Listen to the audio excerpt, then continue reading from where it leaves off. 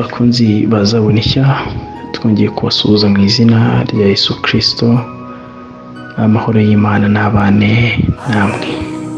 Reka mvuge ngo buri muntu wese musabire gukomera mu mutima we, kandi Imana y'amahoro ibane na buri wese, kandi mukomeze muri ibi bihe bitoroshye. Umuryango nyarwanda, itorero muri rusange, abakristo muri rusange, n'abantu bose bagiye bubaka imitima n'umukozi w'Imana nyakwigendera Pasteur THEOGENE. Abantu benshi bari bazi ku izina rya Inzahuki. Uyu mukozi w'Imana mu by'ukuri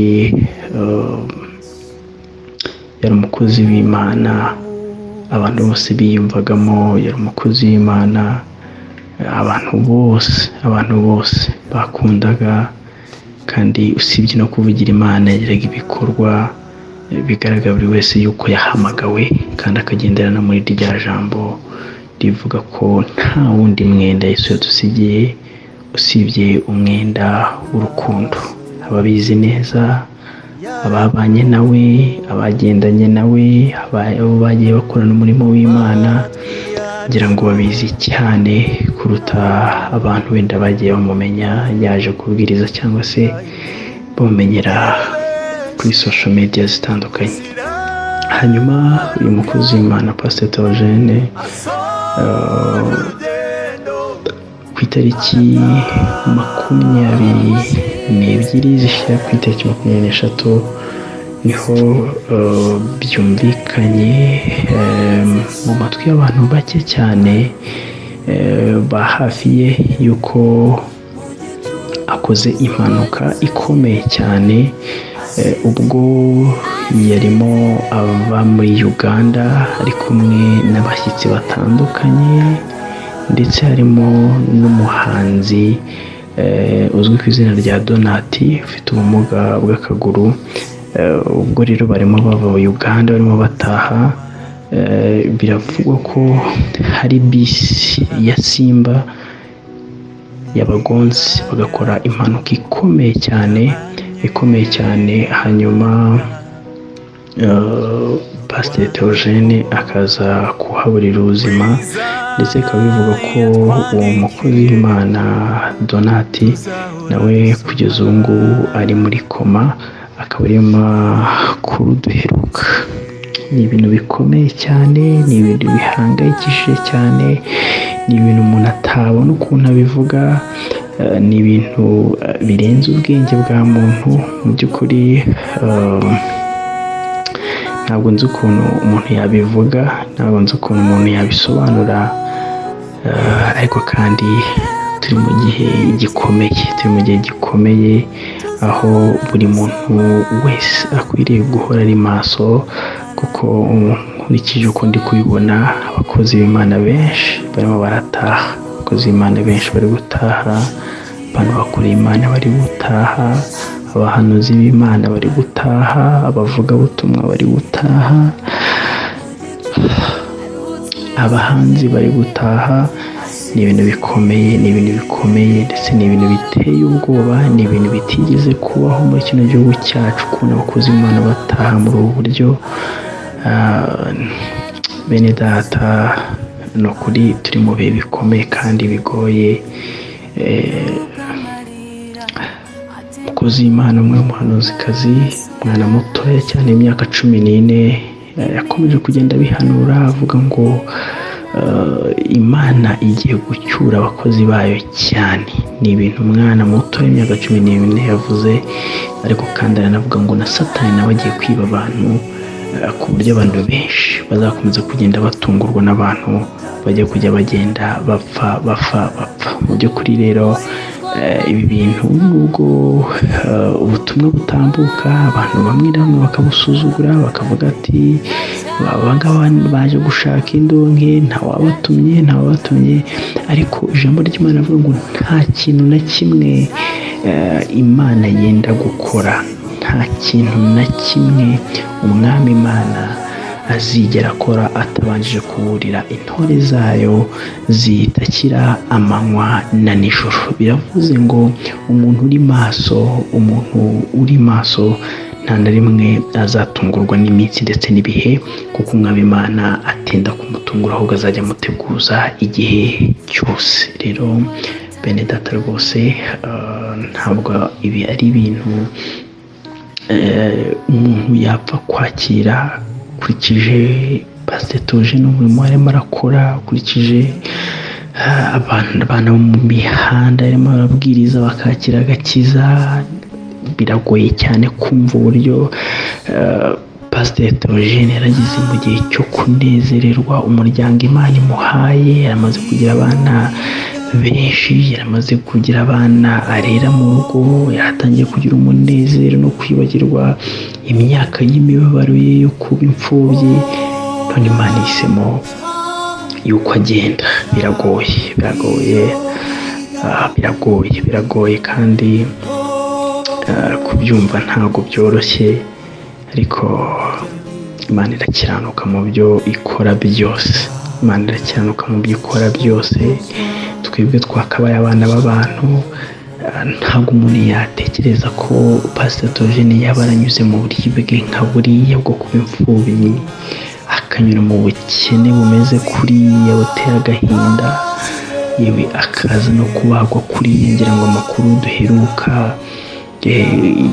yaragize impanuka, ukuguru kwe kugira ikibazo, barakubaga, yarababaye cyane. Njye tumaranye iminsi, hari umurimo turimo turagenda dukorana, wari umurimo ukomeye, ni projet twarimo turategurana ikomeye cyane, nayo kandi yari buzagire umumaro ukomeye cyane ku bana b'Imana mu gihugu cyacu cy'u Rwanda. Ngira ngo wenda mu minsi iri imbere muzayibona,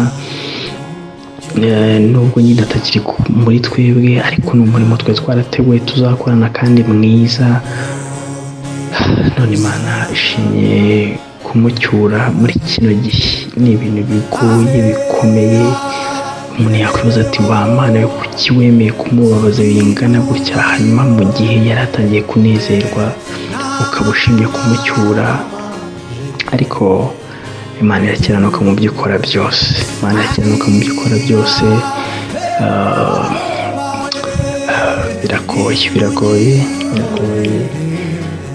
Biragoye.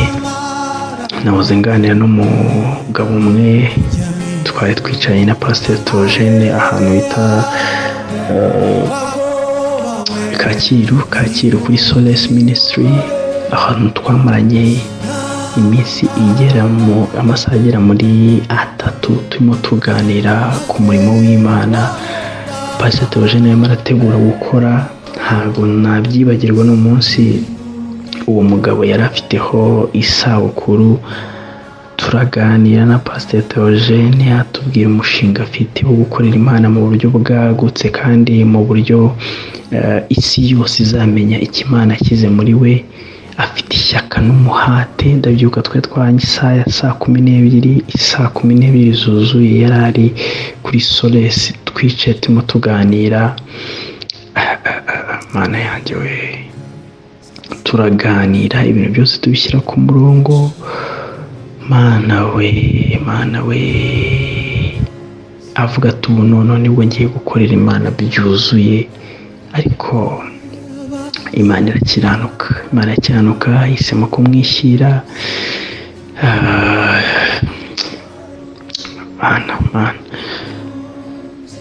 gusa hari ivugabutumwa yaramaze gukora, ngira ngo ni kuri iki cyumweru gishize, hari ku itariki niba ntibeshya, hari ku itariki zigera muri 2019, hari niba ntibeshya, ari ku cyumweru. Ubwo yaragiye i Bugesera mu ivugabutumwa yari yatumiyemo na Zion Temple, aho yabwirije abantu benshi biganjemo urubyiruko, harimo abana mu muhanda, harimo abakobwa bakora umwuga w'uburaya. Yabwirije ubutumwa bwiza. Ndabyibuka ko icyo gihe rwose abantu bihannye ari benshi. Ngira ngo niyo video ya nyuma, nibwo butumwa bwa nyuma aherutse kwigisha, niryo vuga ubutumwa rya nyuma aherutse gukora. Hanyuma Pasteur THEOGENE agasoza ndi gutekereza yuko twebwe tujya tuvuga ngo Imana imucyuye mbere y'igihe, tujya dutekereza ko Imana imujyanye igihe cyo gukora umurimo cyari kigeze, twe tureba nk'abana b'abantu, ariko ijambo ry'Imana rivuga neza, riravuga ngo hahirwa abapfa bapfira mu mwami. Hanyuma ijambo rikomeza rivuga ngo umwuka watiye ngo baruhuke imiruho n'imihati, kuko imirimo yabo igiye ibaherekeje. Uko biri kose imirimo myiza Pasteur THEOGENE yakoze igiye imuherekeje. Hanyuma rero reka nsoze mvuga ngo buri wese warukurikiye iyi video akomere yihangane, Imana imwambike imbaraga, ariko by'umwihariko umuryango wa Pasteur THEOGENE, madamu wa Pasteur THEOGENE, turakwihanganishije, ukomere, wambare imbaraga, wihangane, abana be bakomere, abo mu muryango we bose bakomere, itoro rya ADEPR rikomere, ryihangane, ribuze umukozi w'Imana, ariko kandi itoro rya Kristo muri rusange dukomere, twambara imbaraga. Ariko nongeye kubibutsa ngo buri wese abe maso, kuko atazi umunsi n'igihe Imana izaza kumutwarira. Twese turi abageni ba Kristo. Hanyuma ijambo ry'Imana riravuga ngo iyaba umujura yarazi umunsi, nyirinzu yarazi umunsi umujura azazira, yakabaye maso.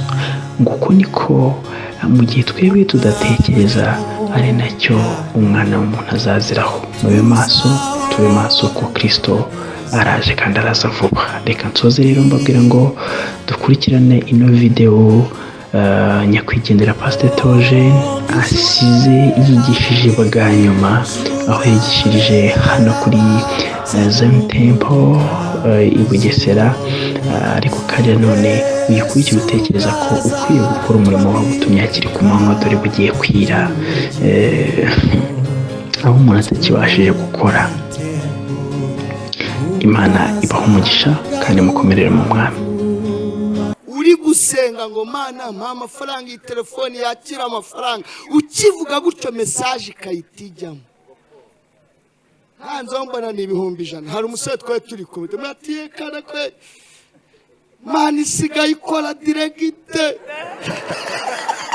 sabye ko telefone yakira amafaranga, none message y'100,000 yewe niyo yaba yobye, ariko akanagasha nivuga gutyo ngo niyo yaba yobye, mitambani ndi kuri WhatsApp ati mukozi w'Imana hari umuntu nawe nohereje amafaranga, nana yayobye wawe.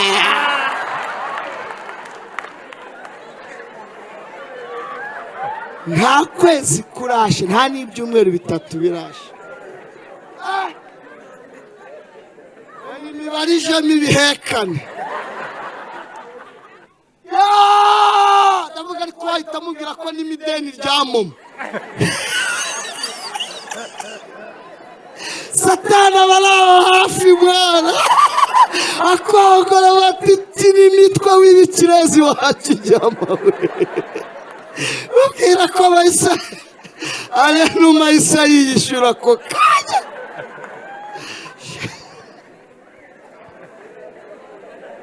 Ariko nibuka kagacira ari izina, kandi ngomba kurinda izina, bitamubwira ati manimero yasuzugura abazimu n'abazimukazi mbamwazi.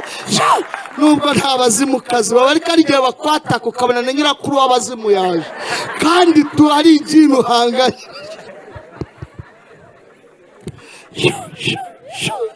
Maze kuyamuha numva umutima n'amatereka dukiranukira Imana, tureke gukora ibyo abandi bari gukora. Turi kubona Imana nitunapfitana dutabaye zaduha ubugingo. Yesu ashimwe. Reka mwebwe nanjye dufatanye dukomere Imana amashyi menshi. Mwicare mugubwe neza mu izina rya Yesu, amen. Twihuse dufate bira dusoma ijambo ry'Imana dusanga mu gitabo cya Yesaya, igitabo cy'ubuhanuzi bwa Yesaya igice cya 62, dusome duhereye ku murongo waho wa 2. Igitabo cy'ubuhanuzi bwa Yesaya igice cya 62 dusome duhereye ku murongo wa 2. haranditse ngo nuko amahanga azabona gukiranuka kwawe n'abami bose bazabona icyubahiro cyawe, maze uzitwa izina rishya rihimbwe n'Uwiteka. Imana idufashe cyane, amen. ayandi turasanga mu gitabo cyiswe ibyahishuriwe Yohana, igice ni icya 2 umurongo wa 17. handitse amagambo avuga ngo ufite ugutwi n'imvi by'umwuka abwira amatorero, unesha nzamuha kuri manu yahishwe. kuri becya ku gace k'uwo murongo kandi karavuga ngo kandi muhe n'ibuye ryera ryanditseho izina rishya ritazwi n'umuntu wese keretse urihawe. Imana iduhane umugisha mwinshi, amen. reka twongere tuvuge amazina yacu n'umuco mwiza w'abaganira ijambo ry'Imana kugira ngo babashe kumenyana. ye nitwa Pasteur n'inshuti THEOGENE, ndi umugabo mfite madamu n'abana n'abakobwa 2 n'abahungu 2 kandi n'abana beza basa na se. abana banjye turasa kandi turacyasa. hari igihe ujya kumva ngo umwana arimo arakura ngo asa n'abo kwa nyirarume, n'abo kwa oya, njye turacyasa mwana, njye turasa kandi tuzakomeza no gusa. izina ry'Uwiteka rihabwe icyubahiro. ndanezerewe ku bwanyu mwese, umushumba abo bakorana itorero rya Zion Temple, abakristo mwese n'abaturage b'inaha, ikaze mu mpaye, nanjye ndabasengeye. Imana izabamera ikaze mu bwami bwo mu ijuru, amen. mwuzaniye ijambo rivuga ngo agaciro n'izina. agaciro n'izina, niyo mpamvu turi buze gusenga twinginga Imana ngo idushoboze kurinda izina. ese ashimwe, haleluya haleluya. agaciro ni ubundi umutungo bwite w'umuntu, ni izina. ibindi byose bishobora kujabuka bikakuyoba mu kanya gato, ukayoberwa aho bigiye bikarangira. ariko izina ni umutungo bwite w'umuntu. ubu baranabyoroheje, ubuyobozi bwacu ndabwemera, usigaye ujya kubyara umutungo witwaje witwa izina. mwana akivuka centre de santé mu bitaro ibyo ari byo byose haba hari umukozi ushinzwe irangamimerere. umuzigo w'izina wihita umukubita ukavuga ati wucakira. ava kwa muganga yibitseho umuzigo w'izina. ya mazina mwajyaga mudufatana mukayadutera ngo mbarimo mbazi, ngo kavamahanga, nyirambegeti, ayo ntago bakiyemera. umwana umujya kumubyara wamushakiye izina risobanutse, akavana naryo kwa muganga, akarikambakambana, akarikorana dede, akaryigana garidiyene, akaryigana pirimeri, akaryigana sogonderi, akarihigana, akarinyongana, akaribena umuyede, akaribana dogiteri n'abaprofeseri ntabwo twabonye b'abavumbuzi, akaribana naryo pasiteri, akarirambagizanya, akarisazana, akarirwarana, akaripfana, tukaryandika no ku musaraba akajyana n'ibye byose. bivuga ngo rero agaciro ni izina n'umuzigo.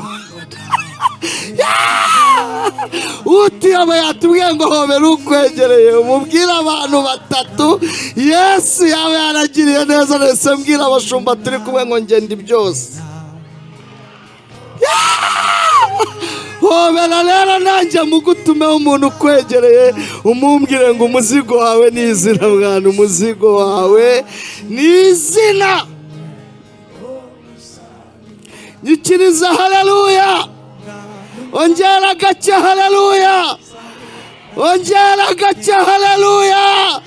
muhanuzi Yesaya ahanurira ubwoko bwa Isirayeli. sindi bwinjire mu mateka y'umuhanuzi n'igihe ahanuriye, ariko iki gitabo gifite amateka, gifite ibice 66 nk'uko Bibiliya nayo igizwe n'ibitabo 66 n'itambuke.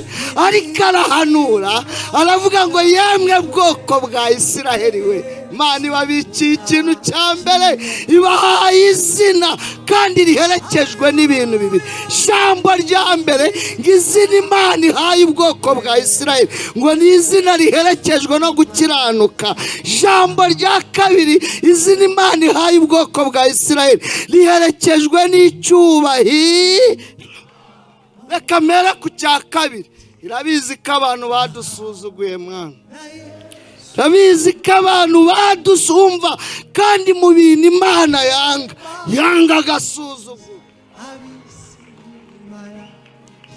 Mu bintu Imana yanga ikimusubize agasuzuguro. Noneho ku munyarwanda umwirukana mu rugo akahita akubwira ngo mvira mu rugo, simvira mu Rwanda. Tera haleluya nyikirize umuntu Imana muri iki giterane cy'iminsi 3 ntago wahava udacyuye izina. Yesu ashimwe, nyikirize Yesu ashimwe.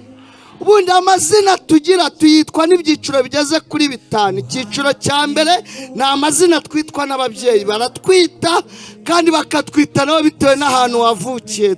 Hari umuntu ujya kukuvuga ngo yitwa Nyirambegeti, ukibaza sajya kwita umwana w'umukobwa Nyirambegeti byari byagenze gute? Shobore kuba yari yatigi indobo yamenetse bamumereye nabi bari kuyimwishyuza, kavuga akagakobwa mbyara kahitegera Nyirambegeti we nani gakura kazangurira ikidomoro ntumbaze. Ariko hari umuntu ukubwira amazina abiri nubwo irya kabiri ari Kristo, uri kirya mbere ugasanga ni danje kabisa. Hari abantu hano bise ba fofo bageze Kigali, ku bundi byari ibintu by'imibare ya danje, amazina barayahindura. Ababyeyi babise amazina bitewe n'aho bababyariye, tari ukubanga, ariko sitarago n'imvune z'imihanda bababyariyemo. Akakureba tuzabakurana mwana, ubwo akaba arakubatije.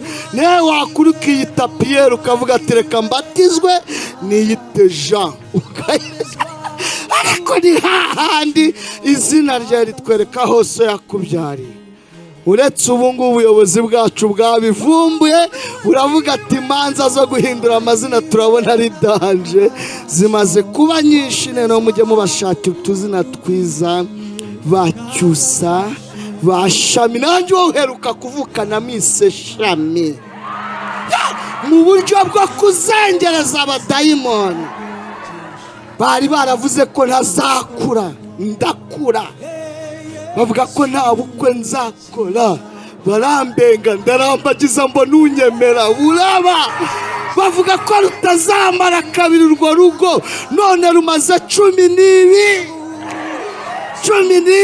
Bavuga ko ntazabyara. Mbyaye wa mbere mwita Pramedi, umugambi mwiza w'Imana. Mbyaye wa kabiri mwita Ansa, igisubizo kivuye mu mugambi mwiza w'Imana. Mbyaye wa gatatu mwita Hiro, Imana ni intwari. Mbyaye wa kane avuga ati Umva cya giti bari baratemye muri jenoside kirashibutse, abakobwa babi n'abahungu mwita Shami. Ubundi ari ibintu bizengereza abadayimoni. Tazabica ntago bapfa, ntago igini ripfa, ariko hari ibintu Imana ikora rikaba rizezengera. Ariko haleluya, ndagusengeye muri iyi minsi turi imbere yayo, Imana igira ibintu gukorera, igini riba rigize gute, rizeze. Mazina ya kabiri ni amazina twitwa n'igihe. Igihe kirakwita ubishaka utabishaka, kikakubatiza. Igihe urimo tukwita umushomeri, wabicikira heza. Igihe urimo nyine ushaje ukiri umusore uri siribateri, turanakuririmba siribateri ntakirya. Igihe urimo nicyo kuriye mu rusengero uri icya 10. Nose Nyirambegeti ntiyerekanwe ukiraho kandi warakijijwe imbere ye. Kuraho cungira kuriye. Mazina ya gatatu ni amazina twitwa n'ibyago. Byago birakwita ubishaka utabishaka. Yuko zagisida ugacika akaguru bakwita nde? Yo wapfushije so na nyoko bakwita nde? iyo wapfushije umugabo bakwita nde? Niyo wakora ubukwe n'umudiaspora turavuga ngo niyo wamupfakaza Imana igarutseho ihaye rinye. Nibyo nyine na Bibiliya nukumwita watangije uruganda rw'amavuta Imana imumeneyemo, ariko wenda gusengera Imana ikuyiguha. Bibiliya iravuga ngo ni wa mupfakazi naho waricike shaka ujye kurangura mu Bushinwa. Munge nitwa imfubyi ndi kwepereza.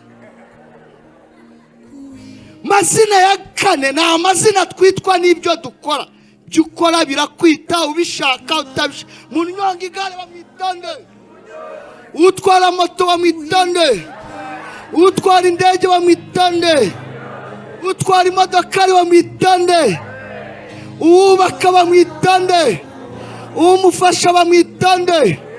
Wabaye umufundi ukareka kuba umuyede. Ubu njyewe nitwa nde? Pasteur. Amazina twitwa nibyo tugira gute nibyo dukora. Ongera uhobere ukwegereye mugutumyeho n'ukuri umumbwire ngo Imana ikumpera izina rishya. Muhobere umubwire ngo muri iki gitaramo Imana ikumpera izina rishya. Imana iguha izina rishya iherekejwe n'ibintu bibiri turi busorezeho. Jambo ryitwa gukiranuka n'icyubahiro. Mazina ya gatatu nayo umuntu yitwa n'ingeso tu ibyaha. Ibyaha nabyo birabatiza. Ukorakora bamwita ibandi. Unywa inzoga bamwita iki? Umusinzi. Bamwitiririzo anywa. Numvisha umushumba azizi ariko hari yatazi yitwa Kaginga. Iyo ntago yize. Kukiranguzo gogosi njye mbigira gogosi. Yesu yafatiye gogosi nababariye gogosi nabaye indaro ya gogosi fatira gogosi ndacyahigira gogosi. Gogosi ni Nyabugogo. Hariho abantu batarabutswe bwana. Ku mihanda twavugaga gushona hariho abantu batashonye. Gogosi rero ni Nyabugogo. Yesu yasanze Nyabugogo amera agakiza Nyabugogo ndacyakorera Nyabugogo na n'ubu. Kukiranguza Kaginga reba umuntu w'umusore w'umujene ahagaze kuri kontwari nkoma Kaginga boss kandi ntago bari bafungura ugatoboza big. Nakantu kakarikera ufata guca mu gipfunsi kagakwirwamo. Toboza big akayita gasukara akayita yikunkumura. Boss ndasakandi subwo bavuze ngo muhereza kandi kabara kamaya ka kabiri akamena yakayita yikunkumura katoti boss kudacana amatara saa 8 z'amanywa ubwo abarangi. Ariko reka mbabaza umuntu nkoya Akaginga ahinduka ikira mugi.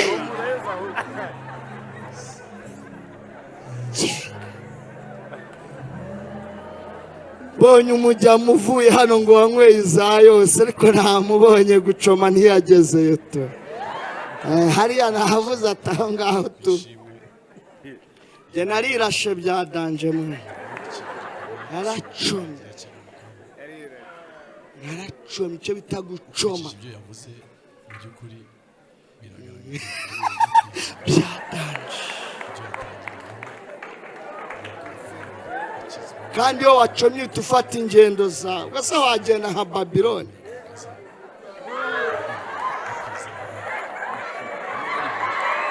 Mbese uba wumva ingoma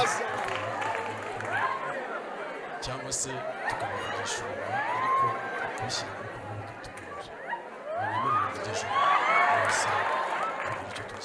komera data bashumushimire. Rakasoze mureka mbabwira ikintu cyanejeje muri uyu muryango w'abana b'Imana. Umunyonzi wakire Yesu Kristo n'umupilote wakire Yesu Kristo. Dogiteri Furu wakire Yesu Kristo n'umuyaya wakire Yesu Kristo. Umukarani wakire Yesu Kristo n'umushoferi w'ikamyo wakire Yesu Kristo. Muri uyu muryango wa Kristo twese dusangiye izina twitwa abana b'Imana. yawe muntu uri muri iki giterane utarinjira mu muryango w'abana b'Imana, turashaka gusoza tugusengera ngo wakire izina rya mbere witwa umwana w'Imana mu izina rya Yesu. Nababwiye ngo igifite agaciro ni ukurindira izina ryitwa umwana w'Imana. Izina ryitwa umwana w'Imana, Bibiliya yavuze ngo iki? Yavuze ngo iri zina ritanzwe riherekezwa no gukiranuka. Mu yandi magambo, Imana iguhaye izina ryo kunesha ibyakunesha, kandi birashoboka ko wari umurasta babusi. Uyu ni njyewe uri kwivuga, uyu munsi ni Pasteur. Birashoboka ibyo abaganga bavuga ko bidashoboka. Ubundi umwotsi umwe gusa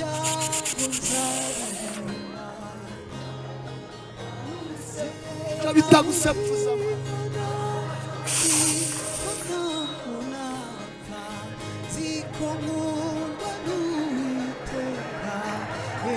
Mwotsi umwe abadogiteri abahanga bamenyi bavuga ko kumaramo imyaka 6. Ibaza imyotsi nakuruye mwana nakabaye gira umumere, ariko umunsi nakiraga Yesu Kristo umwami n'umukiza, Bibiliya ivuga ngo iki? Ivuga ngo icyakoze abamwemeye bakizera izina rye bahawe ubushobozi bwo kuba abana b'Imana. Ngiyo umuntu ari muri Kristo Yesu aba yahindutse icyaremwe gishya. Yohana akomeza avuga ngo bakundwa, ubu turi abana b'Imana. Uko tuzasa ni kurerekanwa, ariko icyo nzi neza uko azaba asa nanjye. Mana ishimwe, Mana ishimwe, Mana ishimwe. Akantu ndagakunda kabisa, kari kanjabutse. Ubonye kuntu kavamo watumaramo.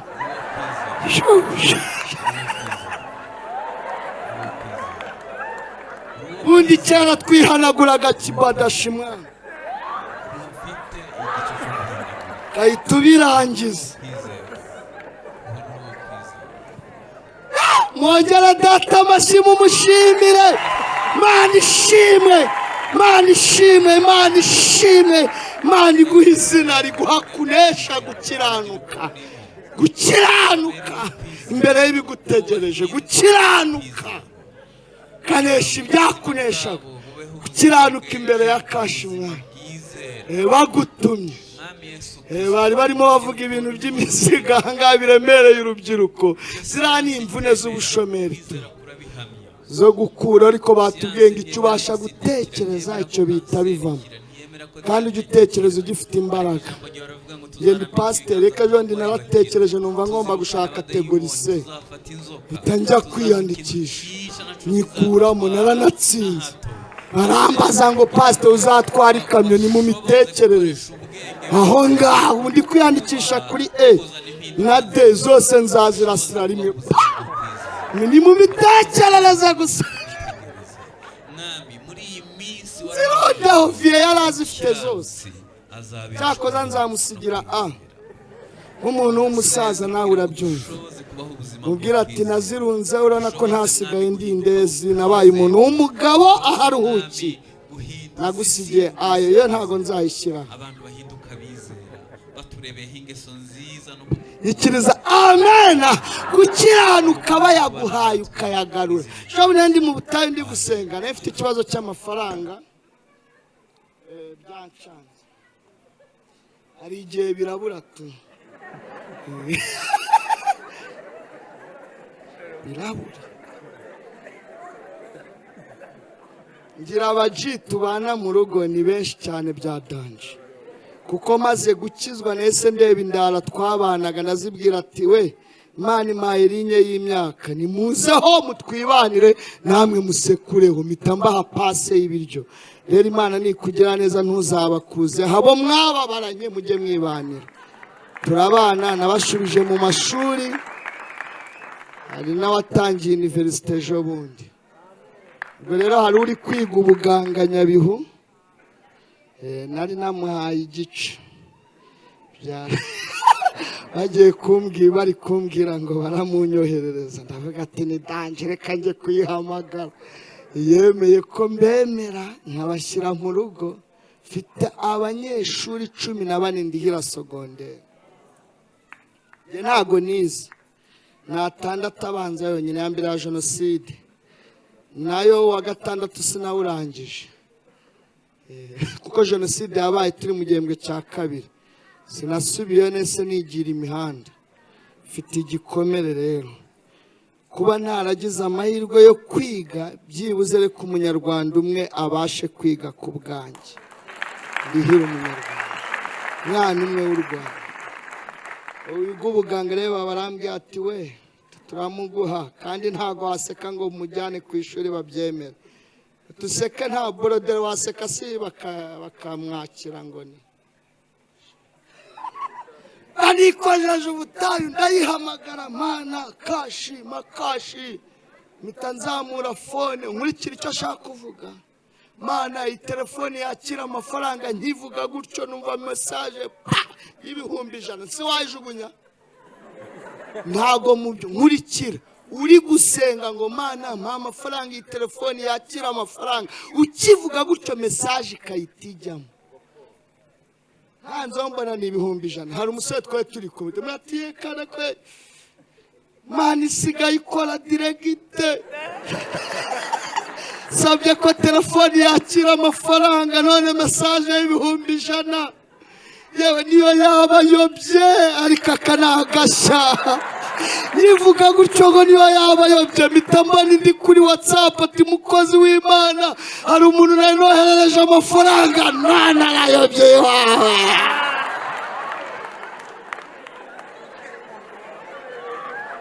Nta kwezi kurashe, nta n'ibyumweru 3 birashe. Imibarije mibihekane. Tugiye gusenga tubwira Imana ngo twe twakijijwe, duha imbaraga zo kurinda izina, kuko twamenye ko agaciro ari iki, ari isi.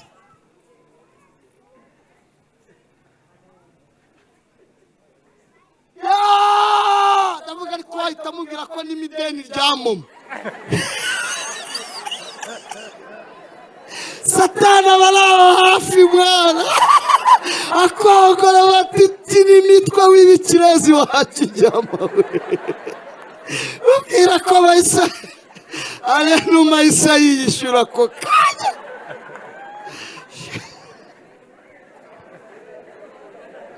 Ariko nibuka kagacira ari izina, kandi ngomba kurinda izina.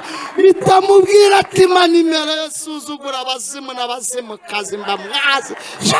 Nubwo nta bazimukazi baba, ariko ari igihe bakwataka ukabona na nyirakuru w'abazimu yaje, kandi ari ikintu uhanganye.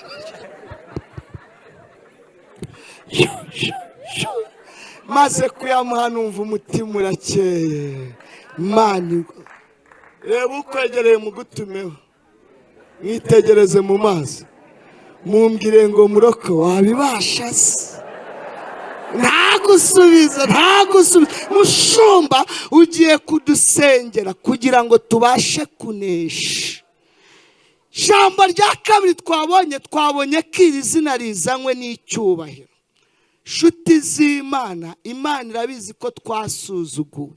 Niba hari abantu basuzuguwe, narasuzuguwe, ndababara, narize ndigishwa, kugeraho najyaga nicara mu rusengero umukristo negereye agakikira ishakoshi, kandi ndi umukristo kubera ingaruka z'uko nasenye icyizere igihe nakoreshaga ibiyobyabwenge. Narasuzuguwe kugeraho nasohokaga mu rusengero, amateraniro agiye kurangira, nanga ko ndibuze gusuhuzanya n'abantu hanze bitewe n'ukuntu nabagasa. Nkasohoka bari mu matangazo, nagera ku muryango umuprotokoli akamubwira ngo Yesu nashimwe muroko, kutari uherutse ari kumva ko nta kintu cy'abandi njyanye. Narasuzuguwe maze gushaka, Neno hari amagati tubamo dukodesha mu gipangu ugasanga harimo nk'imiryango 4-5 ikodeshwa. Amen, izo nzu zibaho. Ariko hari igihe Nyamata mwese mwamufite izanyu mwana nta wabimenye ko twe twarakubiswe bya danje. Kandi iyo tugusuye muri icyo gipangu tutatumenya icyiciro urimo bitewe naho umuryango wawe ureba. Ntago twiga tukwaza ngo muri iki gipangu uri mu cyiciro cya kangahe. Niyo nyirinza akase mu gikara akabona ibishishwa byamenetse hasi batashize mu mufuka neza ahita amenya ba nyirabyo. Ariko mama Rudamu rajye ubwira ibyana bya bigashyira mu mufuka. None si ibishishwa by'uturayi twa nyirakarayi n'ibishishwa bya Kinigi birasa.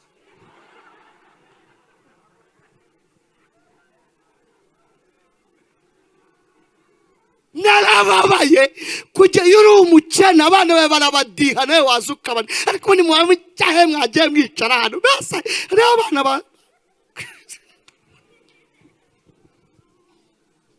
cyane bwaragisha bunyicana n'umugore ndababara mbabarira gasyata ajya degigana ndi Pasteur kandi abakasete abanyonzi biri kumwe n'iy'abamotari hantu hose barahagararana burya barumvikana imvune zabo ni zimwe iyo zibahushuye amavara turika naho baba bari kuri linye imwe tu. Ugaturuka na Bibiliya uri Pasteur nihagira umumotari kubwira ngo Pasteur tugende ku kazi kutajya utega moto ahubwo umunyonza akavuga ati Pasteur uyu munsi ni ngewe karuvati na Bibiliya ngiye kuyobora amateraniro ariko nkomeza gukina naricaye na madamu namwe atereka dukiranukira Imana tureka gukora ibyo abandi bari gukora turi kubana Imana nitunapfitana dutabaye zaduha ubugingo. Ariko tukiri mwisi igidukubi igitwomora ibikomere by'ibirarane ndagusangira muri uyu mugoroba bikomora ibintu by'ibikomere igerane ku bikomere by'ibirarane ibigereho ibitindeho. Urumva ntuza we ibitindeho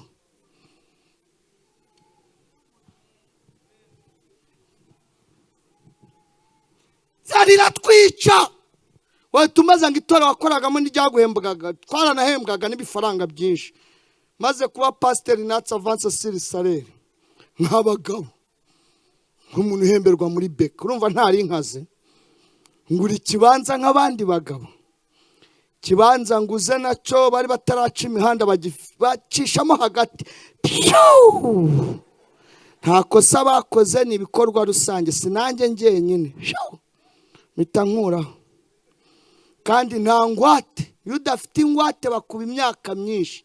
Narahembwaga banki ikahita ikuraho ayabo hakahita hasigara 30 kandi reka nkubwiye niyo waba uri umutekinisi akasaleri kageraho kaza gakurikiranye n'indi message ivuga ngo mukiriya mwiza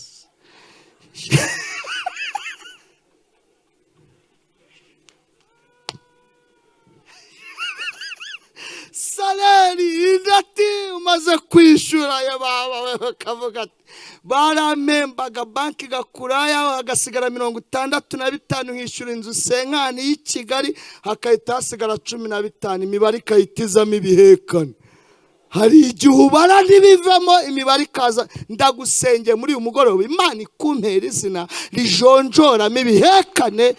Ubu hari umuntu waha 500 akarara adasinziriye ari kuyabarira kahita yibuka uwo ari misina kahita batinda yamuha kibuka uwo ari miryibira akabatinda yamuha kibuka minerivare y'abana kahita batinda yamuha transport ubwo bikaba byahaniye amakongera agatangira bugacya barira 600,000 imibare yajemo ibihekane muvuge ngo mubumbe ni danje.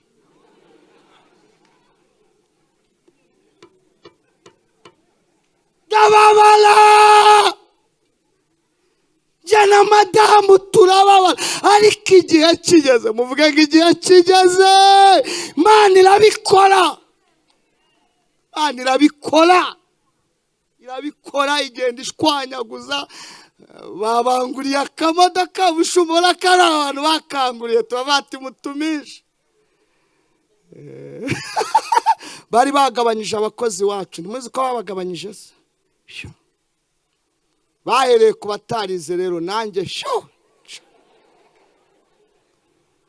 nta cyaha bakoze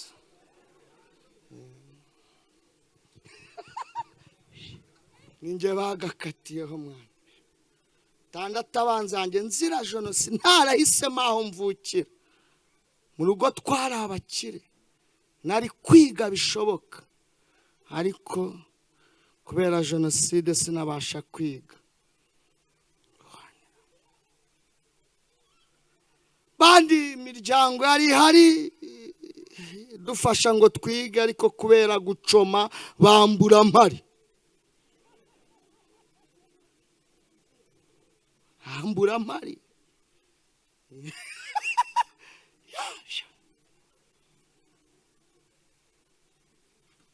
numva umuntu arampamagaye ngo ugira kote muri beka buri icyo bivuga nakibonye ugira kote muri beka yego tuyitwoherereze ndayibaha ndavuga ko ubundi ntakiriho ngo baranyiba maze kuyimuha mu minota itarenze 30 mbanza yarahagaze mpita mbona message ya miliyoni 7 hari message ubona ku manywa ukongera urumuri kongera kandi ari ku manywa ngo dusange mu mujyi mbasanga mu mujyi mpageze sanga nabagabo bari kumwe n'umusore n'umudamu ukiri muto mujene Mariye barambwira ati twamenye ko akazi kahagaze none mukozi w'Imana ntidushaka kuzabona abana bacu basabiriza iyo byemeye abana babona famiye barambwira ngo amafaranga ubonye nayo kugura imodoka ukore taxi utunga abana bacu twigishije agahinda tubasha kukumva n'uburyo umuntu abana nako agakomeza utwigisha ibikomere ko hari ibikira n'ibidakira utwigisha kubabarira tubabarira batwici ubu turi abagenzi bajya mu ijuru genda utangira ubuzima bushya bandi bariyegeranya bakora amagurupe ngo tugushyira muri gurupe mukozi none ukunda ngo ariko ngo ntago twayigushyiramo turaguha ubutubuka maze ubabimbwiriye iki n'ubundi mbese kubika ibanga byagize gute Imana yatagiye gukora kuri bika birabagora ngura ikibanza ndakambwira ati mukozi mawamba bari ukaza nkagwasima ko namenye ko atangire kubaka uramubabarira cyangwa itujyayo munakaguhasima atari imifuka 5 agahamagara dina hariya atuharya upakira toni zingahe enye n'igice jya kwidepare ya mu gikari akaguhasima muri toni baranyubakira ikintu kikije nabuze uko nyita nisanzure mbese n'ikintu kisa Imana niguha ikintu kitavuye mu manyangu uzajya ukita izina ngenda muri Karina ariko nayise vewiti mu rwego rwo kuzengereza abadayimoni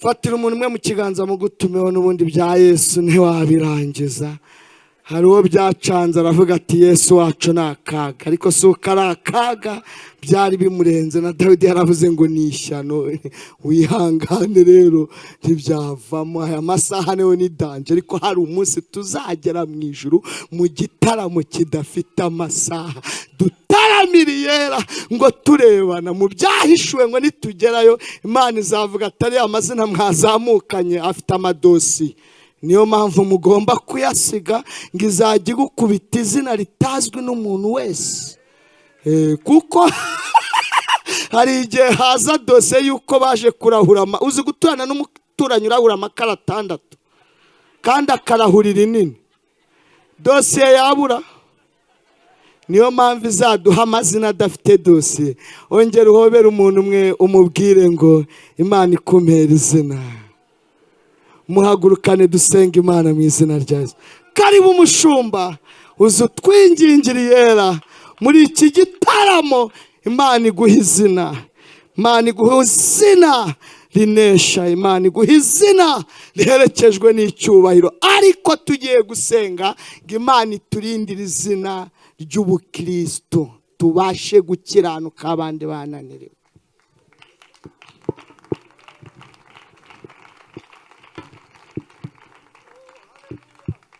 uyu mushumba igira hino mushumba wo gushimirwa, dukwiriye kumushimira.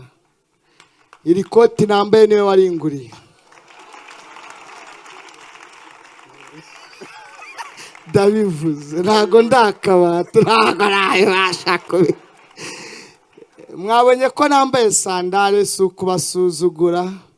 Nizamvune z'imihanda mutiherutse kunturitsa akaguru, barakabaga kandi nukuri ntago nari nayiteze. Yakwepeye umunyonza ahita akora kuri brodiriti musimbukana dusanga aho duhagaze. Babarangonze none barambaze bafungamo ibyuma mu kirenge, ikirenge kimwe ni Sofia mwa. Byagenda guteze. Umushumba niwe wanguriye zino sandali.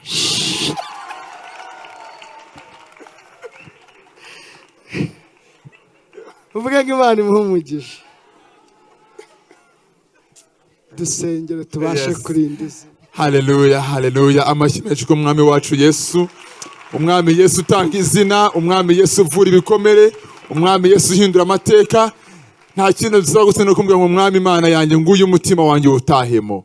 Nta kindi bisaba, ngaho tera intambwe uze hano imbere ushaka ko Yesu mu mutima wawe, ukavuga ngo umwami dore nguyu umutima nyina uguhaye n'ukuri.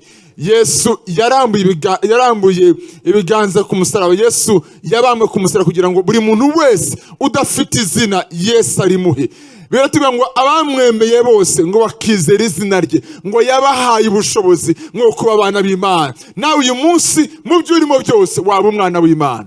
Buri muntu wese ni umukandida wo kuba umwana w'Imana. Haleluya. Zamu igenda cyo gusaba cyonyine niba ushaka kubwira Yesu umwami Yesu ngwino mu mutima wawe, tera intambwe wizire hano. Ngwino rwose kandi turabahobera rwose. Tera rwose intambwe wizire hano imbere, ntacyo bitwaye.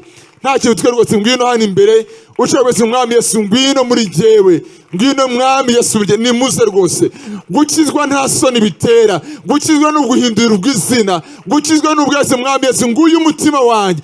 Kwiyunga n'Imana niwo mugisha mwinshi uruta iyindi yose. Kwiyunga n'Imana nugutura ahantu hakwiriye. Kwiyunga n'Imana niho ubuzima buri. Kubwase mwami Yesu nguyu umutima wanjye, nibyo byishimo, niyo mahoro, niko gukira, nibwo buzima, no kwakira izina risasa. Gwese mwami umutima wawe niyo mpano nziza uzabona kiri hano mu isi ugihumeka. Nyuma yabyo Bosco Nshuti ndakwifuza hano. Bosco Nshuti karibu cyane. Haleluya.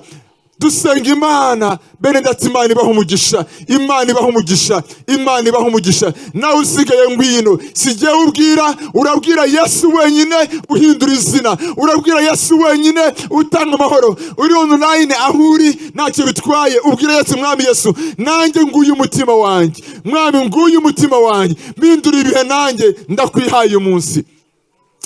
Haleluya. Urakoze mwami Yesu, urakoze mwana w'Imana, urakoze wahindura amateka, urakoze utanga ubuzima aho butari, urakoze Kristo mwiza ukiranuka, urakoze mwami warabambwe Kristo mwiza, urapfa uratukwa ukirwa mu maso, wambara ubusa kugira ngo umunyabyaha akizwe abone ubugingo buhoraho. Niyo mpano iruta iyindi, niyo mpano isumba izindi. Dushimira mwami Yesu utanga ubugingo buhoraho. Umuntu wese umusanze arakira mu mutima, umusanze wese aramuhura. Aravuze ngo yemwe abarushya baremerewe ngo nimuze musange ndabaruhura.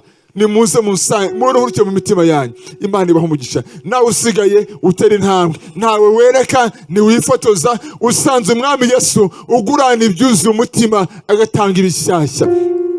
Nimuzamure ibiganza byanyu, nimuzamure ibiganza byanyu.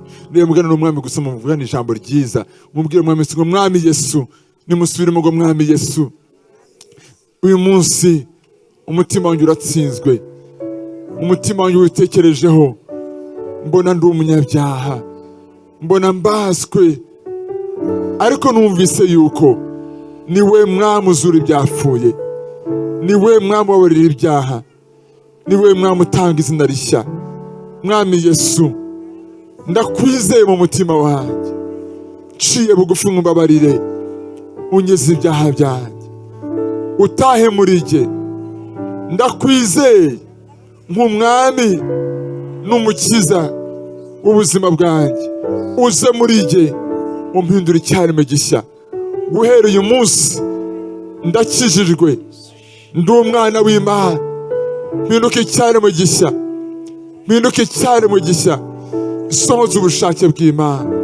Urakoze kumbabarira Satani, ntandukanye nawe n'ibyawe byose. Uvuye umunsi ndi umwana w'Imana. Urakoze kunyakira Yesu, mu izina rya Yesu. Amakikomano yacu yo kwizerwa, reka mbasengere. Abashima muri hano munyemere munyegere, dusinyewe na bene data. Urwaye turagusengera, uremerewe turagusengera. Ashimwe mu begere mu bakoreho gusa tubasengere. Umuntu wese intambwe kwegera Yesu ati nshaka kumwereka.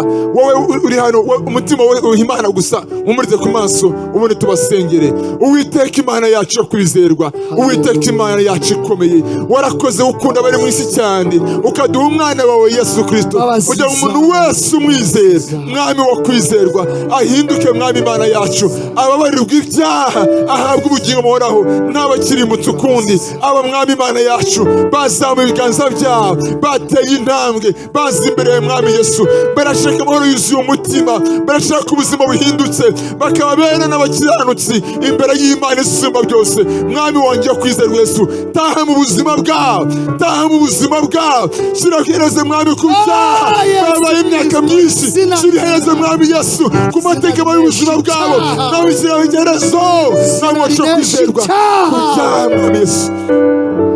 Muri bo hashibuke mu buto nshya, muri bo hashibuke mu buzima bushya, muri bo mwami Yesu bave mu bakozi bawe, bave mu ibyaremwe bishya, bisarura abandi bose bakiri mu mwijima.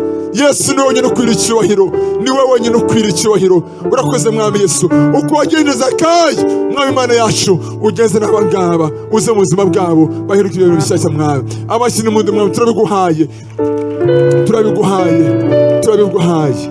Uruhura imitima yabo, ubahura mwami Yesu, ubakize rwose, ubakize rwose. Imana ibaha umugisha. Mugiye gukurikirana n'umwe data, impamvu nimba gusa rukumbi. Iyo umuntu akijijwe ambera uwinjiye mu nzu, iyo winjiye mu nzu ugenda gufata ukuboko akwereka muri kwizine, akwereka kuri toilette, akwereka uruhukira. Impamvu tubandika ni ukubafasha kwinjira mu muryango w'abana b'Imana, tubigisha kwitondera ibyo Yesu yatubwiye. Mwakina imbaraga, mwuzure umwuka wera, w'ibyaremwe bishyashya. Imana ibaha umugisha rero. Nimukurikire bara bene data, barafashe no kubutaha bwose. Nimukurikire Imana ibaha umugisha. N'uburyo munirindi cyane. Twese uko dusigaye duhagurutse, nsaba umushumba uyoboye gahunda yigire hino. Tugiye gusenga, dusengera abarwayi, dusengera ibyifuzo bitandukanye, tubwira Imana ngo iri zina rize ritsikamire ibyari byaradutsikamiye. Soza ntago ngaruka hano, nabashimiye ntangira, nongeye kubashimira. Kandi nyuma y'ibyo byose byabaye, nanone ubuyobozi bwanjye bw'itorero bwarangariye bunsubiza mu kazi. Ubu ndabarizwa muri paruwasi ya Muhima, itorero rya Kamuhoza. Abashumba bacu bakuru banshubije mu kazi. Imana ibaha umugisha mwinshi. Nibera muri ibi biterane by'abajene, nkuko twabanye n'abashumba hariya, twamagana ibiyobyabwenge, tubabwira ko bishoboka. Mushumba yitubwirire, ngira izina rize ritsikamiye ibyatuzengereje, mu izina rya Yesu, amen. Reka twongere Imana amashyi kubw'umushumba. Thank you Pastor, wakoze cyane. Imana iguha umugisha. Mwahawe umugisha nkanjye. Dufite Yesu utanga izina, kandi uyu Yesu koko arabishoboye. Niwe wivugiye ku karubanda, arahagarara ku manywa y'ihangu, aravuga ngo abarushye n'abaremerewe ntimuzabashyire kure yanjye, ngo muze munsange ndabaruhura. Ijambo ry'Imana riravuga ngo mumwikoreze ibibaremereye byose, ngo kuko yita kuri mwebwe. Birashoboka ko mu gihe umugaragu w'Imana yavugaga, wumvishe nawe hari amateka yawe, we yatubwiye ngo mu mashuri ye ntiyabashije kuyakomeza kubera jenoside, ariko ni Imana yamuhaye no kwiga teoloji nubwo atabitubwiye, yamuhaye kwiga ishuri rya Bibiliya. Haleluya! Ni Imana ishobora kudushumbusha iby'inzige zariye. ni Imana itagira n'umwiberamo ideni. Birashoboka ko mu gihe yavugaga ibibazo by'ubukene no gusuzugurwa yavuze wumvishe nawe bisa nk'ibyawe, ariko Imana yamwemereye ko atanga ubwo buhamya kugira ngo wibuke ko nawe mu ijuru ari Imana, kandi yaravuze ngo uri umwana wayo. Niba uri umwana wayo, yaravuze ngo nimusenga muze muvuga ngo data wa twese uri mu ijuru. Imana ni papa, ni papa, ni papa. Niba muri babe mukamenya ko abana banyu ibyiza, so wo mu ijuru yabima iki mumusabye? Itaratwimye umwana wayo w'ikinege, izaburite kumuduhana n'ibindi byose. Reka dufatane mu biganza ujye gusengera uwo mwene so kugira ngo ibyo arimo arabacamo bibabaje umutima we, maze duhuze umutima twese. Nzamura ijwi, reka dusenge mu izina rya Yesu Kristo. Imana nzima, yumva gutaka kw'abana bawe, ikireba kuboroga kw'abana bawe ndetse n'imibabaro bakoreshwa. Ndasengera umukumbi wawe, ndasengera uyu muryango urimo uraca mu bihe bigoye. Imiraba ni myinshi mu muryango, ishobora kuba ari imiraba y'ubukene, ishobora kuba ari imiraba y'indwara. Kwa muganga baramubwiye ngo afite indwara itakira, ariko wowe ibyananiranye wowe ujye ubishobora. Mukoreho mu izina rya Yesu, utange gukira ku mubiri, utange gukira kw'iki gifu. Iki gifu n'uyu mutwe bitajya bishira, ariko uyu mwami Yesu Kristo ujye urengera abantu bawe. Wowe wavuze mu mibyimba yawe twabonye gukira, reka utange gukira mu izina rya Yesu Kristo. Ibibazo mwami Imana byugarije abana bawe, turatakambye wowe mu ijuru, wowe Mana nzima, kugira ngo utugenderere, uhindura amazina yitwaga ubushomeri, hanyuma ubaremere undi muryango wo bazinjiramo. Uwiteka Nyiringabo bagahabwa irindi zina. Uyu munsi abantu bataramye, ntihagire n'umwe utaha adahinduriwe izina ribi, izina ry'amateka mabi rihinduka mu izina rya Yesu Kristo. Hanyuma uwitwaga urubingo yongere yitwe Petero, yitwa urutare. Turagushimiye kuri Imana itugirira neza. Amadeni ni menshi kandi agoye abana bawe, ubarengere mu izina rya Yesu. Abafite ababafunze ubarengere, abafite imanza zitari zimwe ubarengere, abafite ibibazo byo mu ngo no mu bana ubarengere, ababoshwe n'urumogi ndetse n'ibindi biyobyabwenge n'ubusinzi mu miryango yacu uturengere mu izina rya Yesu. Mana turagushimiye kuri Imana yumva gusenga ku bwoko bwawe, kandi ngo wowe wumva gusenga abantu bose bazaza aho uri. Icyubahiro no kumera n'ibyawe, turakira ibisubizo no gutabarwa no kubohoka mu izina rya Yesu Kristo.